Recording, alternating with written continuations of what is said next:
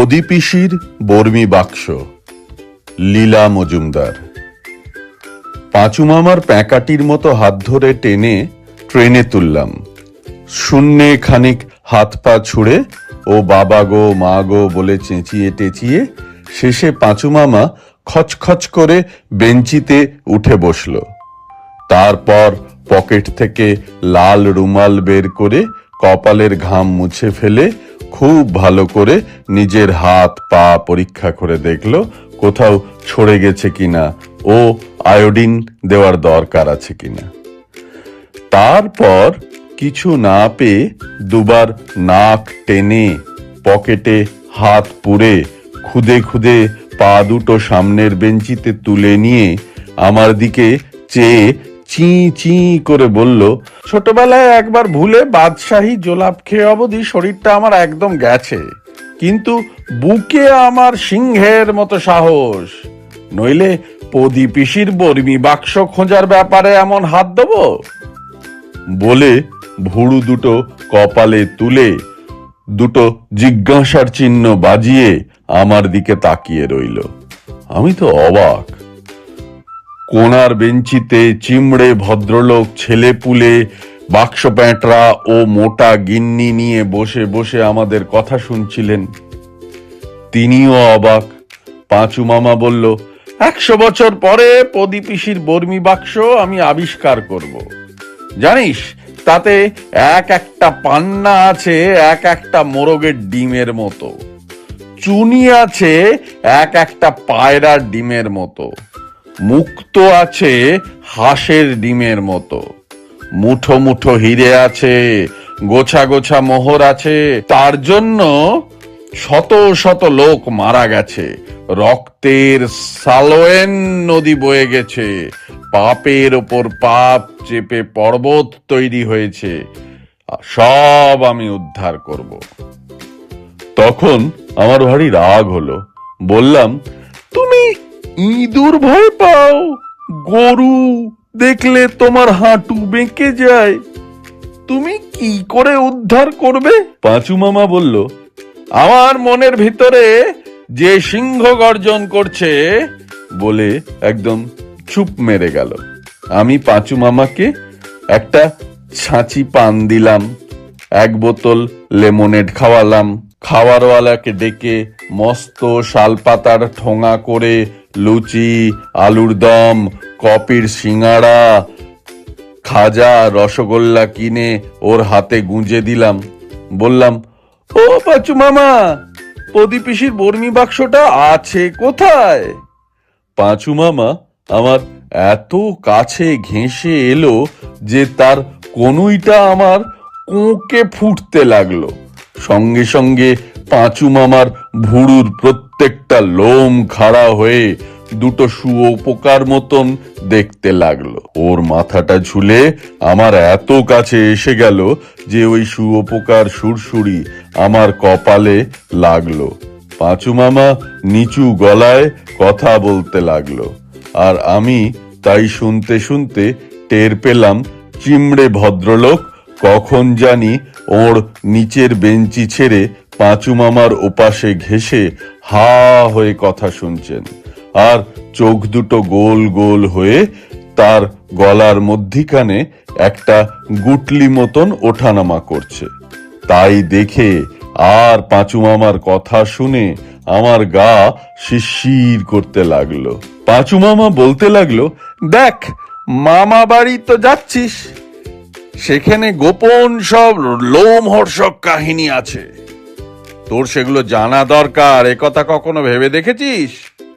পদি পিসির নাম ইতিহাসে রক্তের অক্ষরে লেখা থাকতে পারত, জানিস? ঠাকুরদার পদি পিসি অভুক্ত রাঁধতে পারতেন। একবার ঘাস দিয়ে এইসা চচ্চড়ি রেঁধেছিলেন যে বড়লাট সাহেব তো একেবারে বলেছিলেন, এই খেয়েই তুম লোগো কো দেশ কা এইসে দশা। ভাগ্যে সে কথা।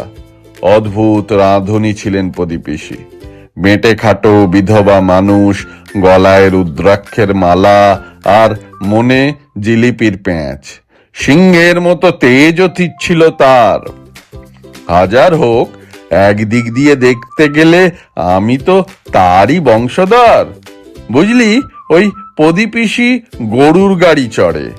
মাঘী পূর্ণিমার রাতে বালাপোষ গাঁয়ে নিমাই খুড়োর বাড়ি চলেছেন 32 বিঘার ঘন শালবনের মধ্যে দিয়ে।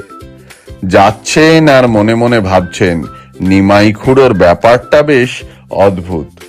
জঙ্গলে একা থাকেন, মেলা সাঙ্গপাঙ্গ চেলা নিয়ে, কপালে চন্দন সিঁদুর নিয়ে চিত্তির করা, কথায় কথায় ভগবানের নাম, অথচ এদিকে মনে হয় দেদার টাকা। দান টানও করেন, জিজ্ঞেস করলে বলেন সবই ভগবানের দয়া।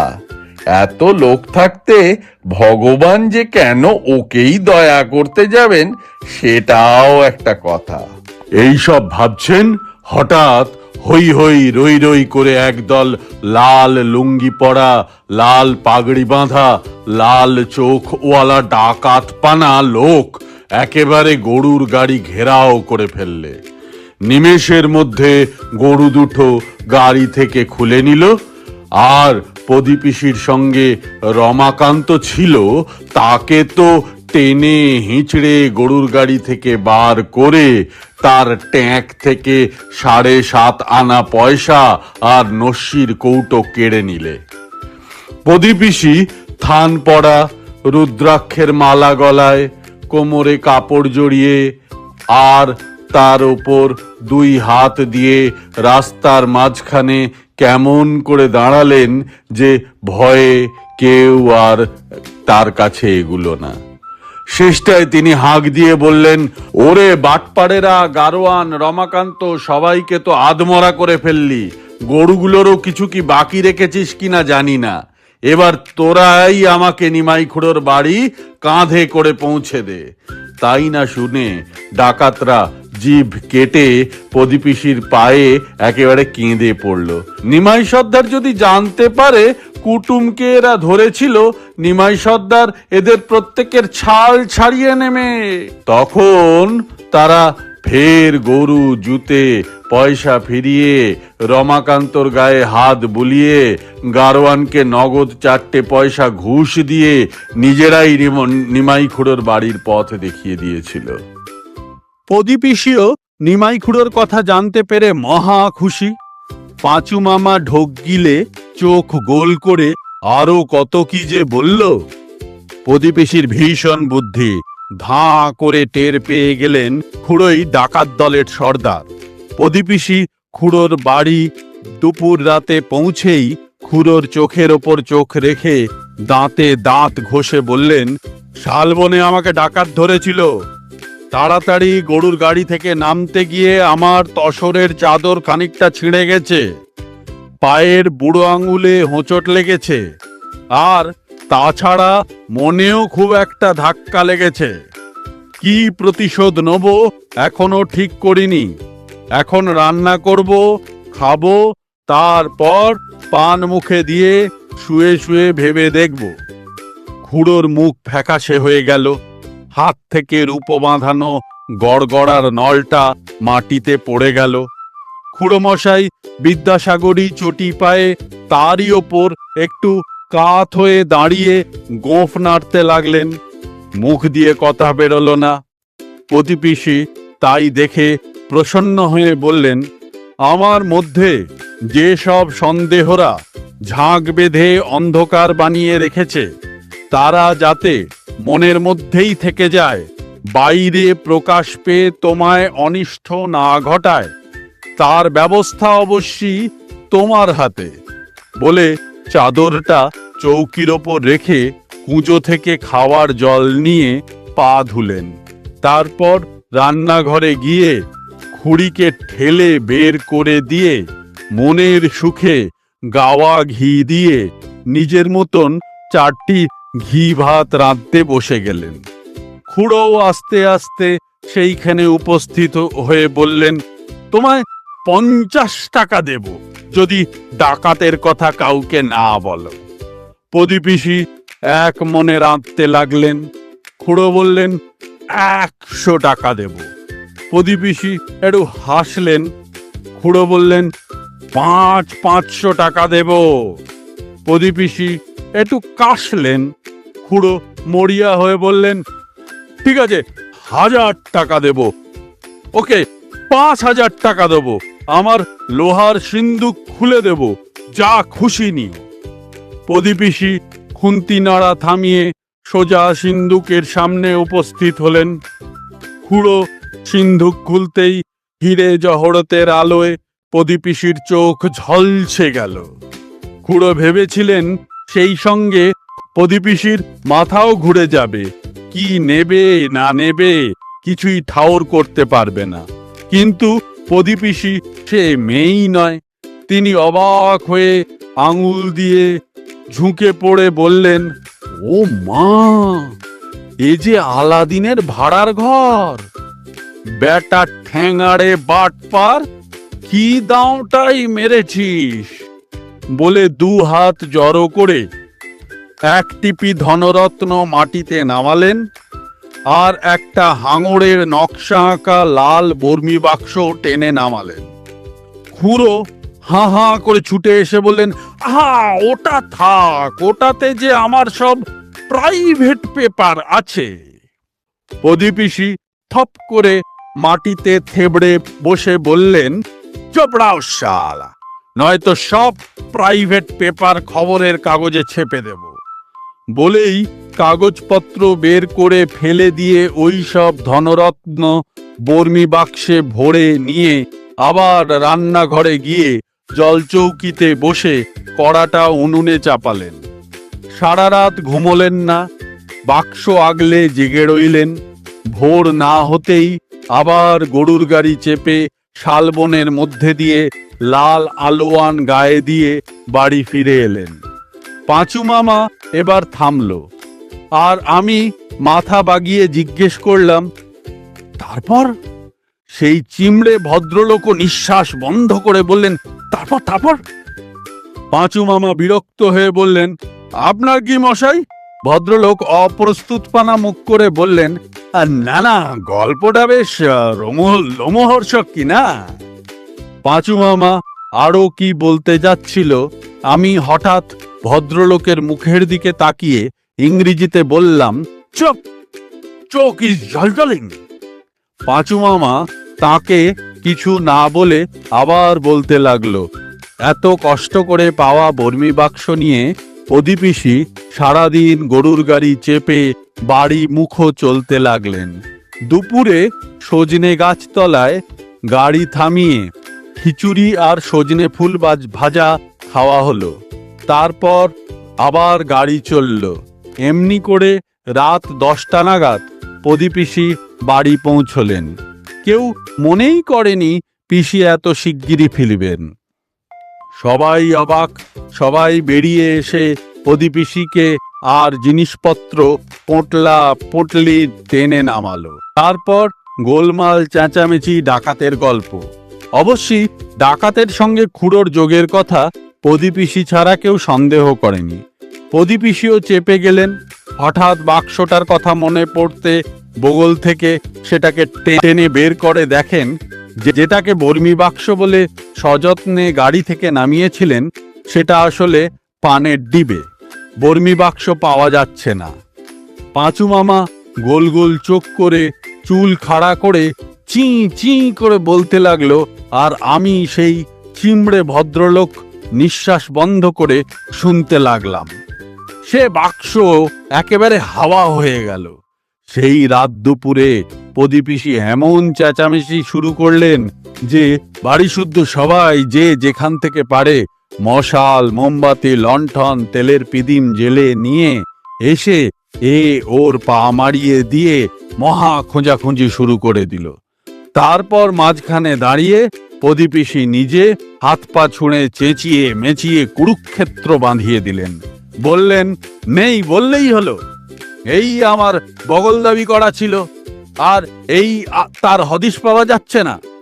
একটা আধ হাত লম্বা শক্ত কাঠের বাক্স একেবারে কর্পূরের মতো উড়ে গেল। এটি কি মগের মুলুক? বলে গরু খুলিয়ে, গরুর গাড়ির ছাউনি তুলিয়ে, বাঁশের বাঁধন আলগা করিয়ে গাড়োয়ানের দুহাতি ধুতি ঝাড়িয়ে আর রমাকান্তকে দস্তুর মতো সার্চ করিয়ে এমন এক কাণ্ড বাঁধালেন যে তার বর্ণনা দেওয়া যায় না। শেষে যখন গরু দুটোর ল্যাজের খাঁজে খুঁজতে গেছেন, তখন গরু দুটো ধৈর্য হারিয়ে প্রদীপিসির হাঁটুতে এইসা গুঁতিয়ে দিল যে প্রদীপিসি তক্ষুনি বাবা গো মা গো বলে বসে পড়লেন। কিন্তু বসে পড়লে কি হবে, বলেইছি তো, সিংহের মতো তেজ ছিল তার। বসে বসেই সারা রাত বাড়ি শুদ্ধ সবাইকে জাগিয়ে রাখলেন, কিন্তু সে বাক্স আর পাওয়াই গেল না। এতক্ষণ যারা খুঁজছিল তারা কেউ বাক্স আছে কিনা না জেনেই খুঁজছিল। এবার প্রদীপিসি কেঁদে ফেলে সব ফাঁস করে দিলেন। বললেন, নিমাই খুড়ো আমাকে দেখে খুশি হয়ে ওই বাক্স ভরে কত হিরে মতি দিয়েছিল, আর সে তোরা কোথায় হারিয়ে ফেললি? তাই না শুনে যারা খুঁজে খুঁজে হয়রান হয়ে পড়েছিল তারা আবার উঠে খুঁজতে শুরু করে দিল।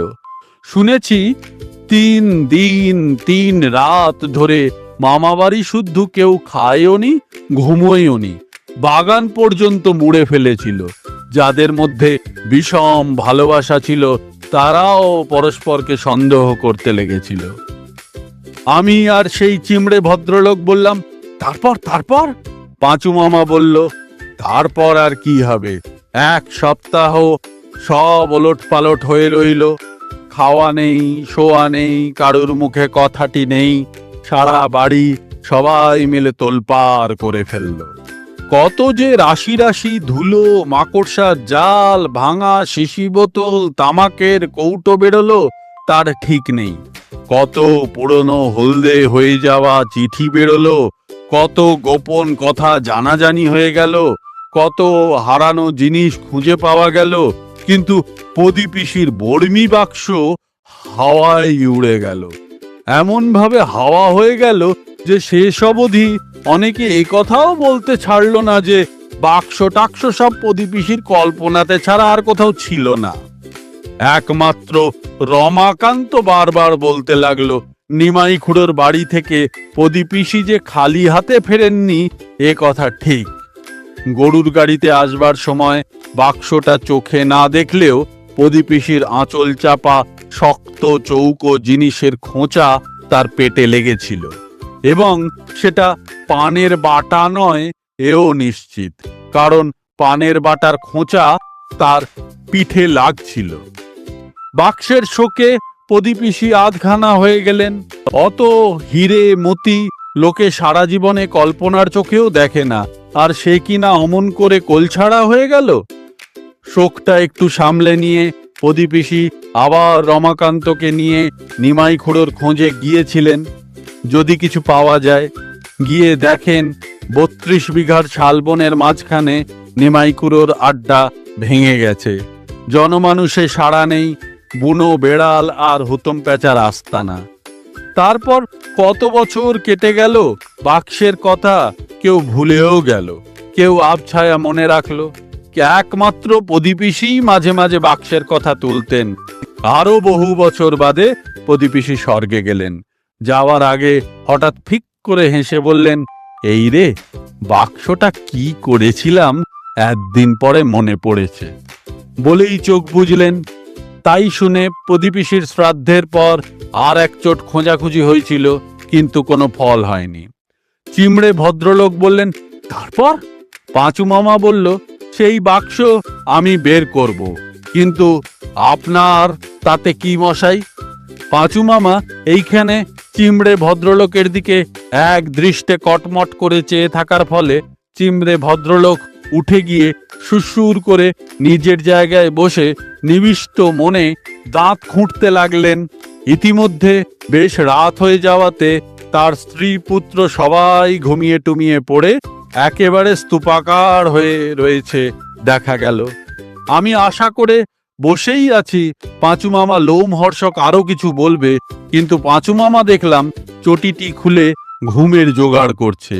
তাই দেখে আমার কেমন অস্বস্তি বোধ হতে লাগলো। আর চিমড়ে ভদ্রলোক থাকতে না পেরে দাঁত খোটা বন্ধ করে জিজ্ঞেস করলেন, 100 বছর ধরে এত খোঁজা সত্ত্বেও পাওয়া যায়নি, তাকে যে আবিষ্কার করবেন, কোনো পায়ের ছাপ বা আঙুলের ছাপ জাতীয় চিহ্ন টিহ্ন পেয়েছেন? পাঁচু মামা বলল, ঠিক পাইনি, তবে পেতে কতক্ষণ? প্রদীপিসির শেষ কথায় তো মনে হয় সে চোখের সামনেই কোথাও আছে। চোখ ব্যবহার করলেই পাওয়া যাবে, লুকিয়ে রাখবার তো সময়ই পাননি। আর মনে পড়ে, যখন হাসি পেয়েছিল তখন নিশ্চয়ই চড়েও নেয়নি। কিন্তু 500 বার বলছি মশাই, আপনার তাতে কি? চিমড়ে ভদ্রলোক কোনো উত্তর না দিয়ে মাথা পর্যন্ত মুড়ি দিয়ে শুয়ে পড়লেন। সবাই শুয়ে পড়ল। আমি একা জেগে অন্ধকার রাত্রের মধ্যে ঝোপঝাড়ে হাজার হাজার জোনাকি পোকার ঝিকিমিকি আর থেকে থেকে ইঞ্জিনের ধোঁয়ার মধ্যে ছোট ছোট আগুনের কুঁচি দেখতে দেখতে লাগলাম। ক্রমে সেসব আবছা হয়ে গেল আমার চোখের সামনে। খালি দেখতে লাগলাম বড় বড় সাইজের একটা বর্মি বাক্স, লালচে রঙের উপর কালো দিয়ে আঁকা বিকট হিংস্র এক মাছ প্যাটার্নের ড্রাগন। তার চোখ দিয়ে আগুনের হলকা বেরোচ্ছে, নাক দিয়ে ধোঁয়া বেরোচ্ছে, জিভ লক লক করছে। আরও দেখতে পেলাম বাক্সর চাকনিটা খোলা হয়েছে, আর তার ভেতরে পায়রার ডিমের মতো, মোরগের ডিমের মতো, হাঁসের ডিমের মতো, উট পাখির ডিমের মতো সব হিরে মণি আমার চোখ ঝলসে দিচ্ছে। হঠাৎ ঘচ করে ট্রেন থেমে গেল। মামার বাড়ি স্টেশন পৌঁছলাম গভীর রাতে। স্টেশনের বেড়ার পেছনে কতগুলো লম্বা লম্বা শিশু গাছের পাতার মধ্যে একটা ঠান্ডা ঝোড়ো হাওয়া শিরশির করে বয়ে যাচ্ছে। প্ল্যাটফর্মে জনমানুষ নেই। ছোট্ট স্টেশন বাড়ির কাঠের দরজার কাছে স্টেশন মাস্টার একটা কালো শেড় লাগানো লণ্ঠন দিয়ে তাই হাই তুলছেন। পান খেয়েছেন অজস্র, আর বহুদিন দাড়ি কামাননি। একটা গাড়ি নেই, ঘোড়া নেই, গরুর গাড়ি তো দূরে থাকুক, একটা বেড়াল পর্যন্ত কোথাও নেই। আমি পাঁচু মামার দিকে তাকালাম। পাঁচু মামাও ফ্যাকাশে মুখ করে আমার দিকে তাকিয়ে রইল। আমি তখন আর সহ্য করতে না পেরে বললাম, তুমি যে প্রায়ই বলো আমরা এখানকার জমিদার, এরা তোমাদের প্রভুভক্ত প্রজা, এই তার নমুনা? আমি তো ভেবেছিলাম আলো জ্বলবে, বাদ্যি বাজবে, মালা চন্দন নিয়ে সব সাড়ে সাড়ে দাঁড়িয়ে থাকবে। তারপর আমরা চতুর্দোলায় চেপে মামার বাড়ি যাব, গিয়ে গরম গরম। পাঁচু মামা এইখানে আমার খুব কাছে ঘেঁষে এসে কানে কানে বলল, চপ ইডিয়েট, দেখছিস না চারদিক থেকে অন্ধকারের মতো বিপদ ঘনিয়ে আসছে? রক্তলোলুপ নিশাচরেরা যাদের পিছু নিয়েছে, তাদের কি নিজেদের মধ্যে ঝগড়া করা শোভা পায়? চমকে উঠে বক্তৃতা থামিয়ে অন্ধকারের মধ্যে দেখতে পেলাম একটা নিবু নিবু 2 সেল ওলা টর্চ জেলে চিমড়ে ভদ্রলোক গাড়ি থেকে রাশি রাশি পোটলা পাটলি ছেলে পুলে মোটা গিন্নিকে নামাচ্ছেন। তারা নামতে না নামতেই গাড়িটাও ঘর ঘর করে চলে গেল। আর অন্ধকার লম্বা প্ল্যাটফর্ম জুড়ে কেমন একটা থমথমে ভাব বিরাজ করতে লাগলো। তার মধ্যে শুনতে পেলাম পাঁচু মামা আমার ঘাড়ের কাছে ফোঁস ফোঁস করে নিঃশ্বাস ফেলছে। এমন সময় অন্ধকার ভেদ করে কে চেঁচাতে লাগলো, ও পাঁচু দাদা, ও মেজদি মনির খোকা, বলি এছো না আসনি? পাঁচু মামার যেন ধরে প্রাণ এলো। খচমচ করে ছুটে গিয়ে বলল, ঘনশ্যাম এলি? বাঁচালি। ঘনশ্যাম কিন্তু পাঁচু মামার হাত ছাড়িয়ে নিয়ে বিরক্ত হয়ে বলল, জ্ঞান জ্ঞান ভালো লাগে না পাঁচু দাদা। ওইদিকে বড় গরু তো আসন পিড়ি হয়ে বসে পড়েছেন। কত টানাটানি করলাম, কত কাকতি মনিতি করলাম, কত ল্যাজ মুচড়ালাম, শেষ অবধি গাড়ির বাঁশ খুলে নিয়ে পেটের নিচে চার দিয়ে পর্যন্ত ওঠাতে চেষ্টা করলাম, কিন্তু নড়েও না, ওই রকম বসে বসে ঘাস চাবায়। পাঁচু মামা বলল, ঘনশ্যাম, তবে কি হবে? ঘনশ্যাম বলল, হবে আবার কি, চলো দেখবে চলো। আমরা সেই ঘুটঘুটে অন্ধকারে কাঁকড় বেছানো প্ল্যাটফর্ম ছাড়িয়ে গেটের মধ্যে দিয়ে ওদিকে ধুলোমাখা রাস্তায় এসে পড়লাম। সেইখানে দেখি রাস্তার ধারে একটা গরুর গাড়ি, তার একটা গরু পা গুটিয়ে মাটিতে বসে দিব্যি ঘুমুচ্ছে, আর অন্য গরুটা তার দিকে হতাশ ভাবে তাকিয়ে জাবর কাটছে। সত্যি সত্যি সে গরু কিছুতেই উঠল না। তখন ঘনশ্যাম পাঁচু মামাকে আর আমাকে জিনিসপত্র শুধু গাড়িতে উঠিয়ে দিয়ে সেই গরুটার জায়গায় নিজেই গাড়ি টানতে শুরু করে দিল। গাড়ি অমনি চলতে লাগলো। স্টেশন ছাড়িয়েই ডান হাতে পুরনো গোরস্থান, সেখানটাতে আবার মস্ত মস্ত ঝুলো ঝুলো পাতাওয়ালা উইলো গাছ জমাট অন্ধকার করে রেখেছে। সেইখানে পৌঁছতেই পাঁচু মামা ফিসফিস করে আমাকে ইংরেজিতে বলল, এইখানে সব সিপাহী বিদ্রোহের সময়কার কবর আছে। অমনি ঘনশ্যাম গাড়ি থামিয়ে মাথা ঘুরিয়ে বলল, ইংরেজিতে সব ভূতের গল্প বললে ভালো হবে না পাঁচু দাদা, এইখানে গাড়ি থামিয়ে চম্পট দেব বলে রাখলাম। পাঁচু মামা ব্যস্ত হয়ে বলল, আরে ভূতের গল্প নয় রে ঘনশ্যাম, কবরের কথা বলছিলাম। ঘনশ্যাম আরো বিরক্ত হয়ে বলল, ভূতের কথা নয় মানে? কবর আর ভূত কি আলাদা? ইংরেজি জানি না বলে কি তোমাদের চালাকিগুলো ধরতে পারবো না নাকি? না পাঁচুদা, আমার পোষাবে না বলেই ঘনশ্যাম গাড়িটা দুম করে ছেড়ে দিয়ে সরে দাঁড়ালো। এমন সময় খট খট খটাখট শব্দ করে একটা ছ্যাঁকড়া গাড়ি এসে উপস্থিত। আমাদের পাশ দিয়ে যাওয়ার সময় জানলা দিয়ে দেখতে পেলাম সাদা ফ্যাকাশে মুখ করে চিমড়ে ভদ্রলোক জলজল চোখে আমাদের দিকে তাকিয়ে আছেন। পাঁচু মামা তখনই হাত পা ছুঁড়ে মূর্ছা গেল। ঘনশ্যাম বলল, ইয়ার কি ভালো লাগে না পাঁচু দাদা, বলে আবার গাড়ি টানতে শুরু করলো। পাঁচু মামাও রুমাল দিয়ে মুখ মুছে উঠে বসলো। অনেক রাতে মামার বাড়ি পৌঁছলাম। মনে পড়ল প্রদীপ পিসিও এমনই দুপুর রাতে রমাকান্তকে নিয়ে নিমাই খুড়োর বাড়ি থেকে ফিরেছিলেন।